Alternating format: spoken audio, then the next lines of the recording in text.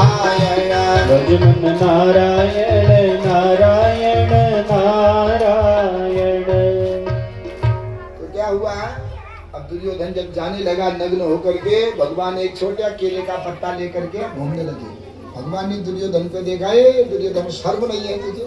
दुर्योधन शर्म लग गई, अपने हाथों से अपने गुप्तांग में ढकने लगा। कहाँ जा रहा है बता सच? भगवान से अब कौन छिप सकता है? महाराज ऐसी ऐसी बात है, अपने माँ के पास जाना है। भगवान ने कहा तुझे शर्म नहीं आती है?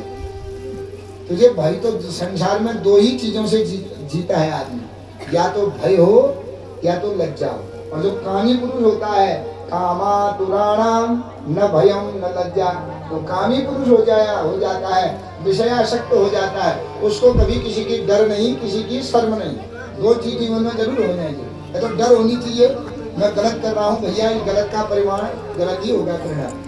और संसार की डर नहीं है तो भगवान से तो डरो कम से कम गलत करने से, क्योंकि गलत का बुरे का बुरा ही होता है। और डर नहीं है तो शर्म करो, हम कोई गलत काम कर रहे हैं भैया, कल के दिन उसके काम में पड़ेगी, वो मुझसे क्या कहेगा? या शर्म मनुष्य को जीवन जीना सिखाती है, या डर मनुष्य जीवन जीने को सीखता है? तेरे पास तो डर तो थी नहीं किसी की, लेकिन तू बेशर्म भी हो गया है, आज निर्लज्ज हो गया है। जिस माँ ने बचपन में तुझे नग्न नहीं देखा, बचपन में बच्चे को माँ नहलाती है, दुलाती है, नग्न देखती है, बचपन में तुझे नग्न नहीं देखा, आज तो नाती पोते वाला हो गया, इतना बड़ा हो गया है, अपनी माँ के सामने तो इतना जो है उम्र का होकर के नग्न जाएगा, उस माँ को तुझे देख के क्या बीतेगी? धिक्कार है तुझे। भगवान ने जब दरकारा ना इसको, थोड़ा कोसा भगवान ने तो शर्म लग गई। ओ महाराज क्या करूं? भगवान ने कहा ज्यादा नहीं, कम से कम गुप्तांग को तो ढक ले, केले का पत्ता ले जा, ज्यादा नहीं अपने गुप्तांग को तो ढक ले। तो अपना गुप्तांग में के आगे केले का पत्ता लगा दिया। माँ से कहा माँ मैं आ गया हूँ। गांधारी ने पट्टी खोली, देखा पूरा शरीर वज्रमय बन गया, लेकिन जहाँ केले का पत्ता था वहाँ दृष्टि नहीं गई थी। भीम ने 1000 बार कमर में मार दिया, पाँव तोड़ दिए और ठीक हो जाएगा, क्योंकि वज्र का शरीर है, कोई असर ही नहीं हो। हार गए पांडव, कैसे मरेगा? भगवान ने कहा इसकी जांग तोड़, क्योंकि इसकी जांग में इसकी यहाँ पर जोड़ होता है ना, जॉइंट, यहाँ पर ऐसा तो मार, ये उठेगा ही नहीं। तो भीम ने मारा भीम गधा, और यहीं पर जंघा टूटी है, उसी जंघा की पीड़ा से कहा रहा है मरा नहीं।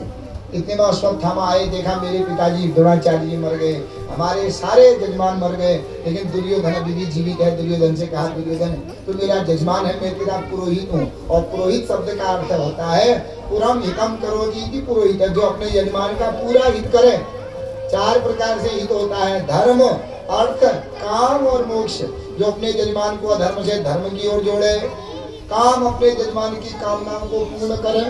जैसे दशरथ जी को पुत्र की कामना थी ना, मेरे पुत्र हो, और वशिष्ठ जी ने बार बार यज्ञ किया, तो हुआ क्या? पुत्र नहीं हुआ। अब गुरु जी के पास गए, गुरु जी क्या करूं? गुरु जी ने गणना की भैया जजमान मेरा है, लेकिन मैं इसके लिए यज्ञ करूंगा तो इसका संतान आदि नहीं होगी, तो क्या कौन करेगा? श्रृंगी नाम के ऋषि, अगर वो मेरे जजमान के घर में यज्ञ करेंगे तो मेरे जजमान का हित हो जाएगा, वंश बढ़ जाएगा। इसलिए श्रृंगी ऋषि वशिष्ठ बुलावा, पुत्र काम शुभ यज्ञ कराया। क्योंकि वशिष्ठ जी चंद्र सूर्य वंश के जो है आचार्य थे, ये जानते थे अगर मैं यज्ञ करूंगा पैसों में नहीं, जजमान का हित नहीं होगा, श्रृंगी ऋषि के द्वारा यज्ञ होगा तो हित होगा। बुला करके लाए भगवान, भैया मैं व्यवस्था में बैठता हूँ, तू मेरे जजमान के घर में यज्ञ कर दे। श्रृंगी ऋषि ने यज्ञ किया, क्या हुआ? यज्ञ भगवान प्रकट हुए, चरु दे दिया, और उस चरु को तीनों रानियों ने खाया। सब धीरे बोलेंगे चल जा लो, सब मिल जाए, बैठ गया, खाते दाबली मिल जाए, एक्स्ट्रा दे दो, आ रहा था ना। तो क्या हुआ? तो अब धर्म, जो अपने जजमान को धर्म में जोड़े, काम अपने जजमान की मनोकामना पूर्ण करें, अर्थ अपने जजमान का हित चाहे, और अंत में अपने जजमान का मोक्ष करा दे, वही पुरोहित है। तो मैं इसका पुरोहित हूँ। कहा दुर्योधन मैंने तेरे घर का नमक खाया है, तेरे घर के दिए हुए वस्त्र पहने हैं, तेरे घर का दिया हुआ अन्न मैंने खाया है, मैं तेरा ऋणी हूँ। बता तेरी अंतिम इच्छा क्या है, क्या चाहता है? कहा महाराज मुझे ये दुख नहीं है कि मेरे 5 भैया मर गए, ये 99 भैया मर गए। जिसका जन्म होता है वो एक दिन मरता ही मरता है।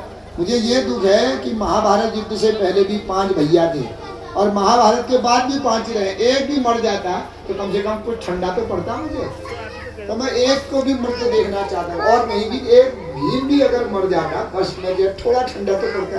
तो कहा एक मैं 5 पांडवों का सिर काट के लाऊंगा। शिविर में गए और बाहर देखने लगे कैसे ये सोते हैं और कैसे मैं इनका सिर काट के लाऊं। पांडव खा पी करके सबसे गुड नाइट कहने लगे। भगवान ने कहा नाना आज गुड नाइट नहीं होगी।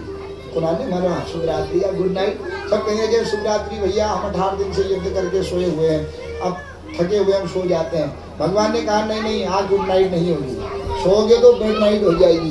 क्योंकि भगवान को पता था सोएंगे तो उठेंगे नहीं, बाहर तो इनकी मौत खड़ी है अश्वत्थामा के रूप में।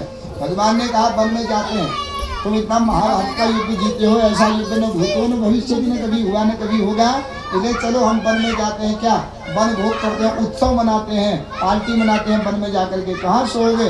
तो भगवान उन पांडवों को लेकर के, क्योंकि जिसके पक्ष में भगवान होते हैं, जिसको भगवान रखना चाहते हैं उसको कोई नहीं मिटा सकता है। तो भगवान तो पांडवों के पक्ष में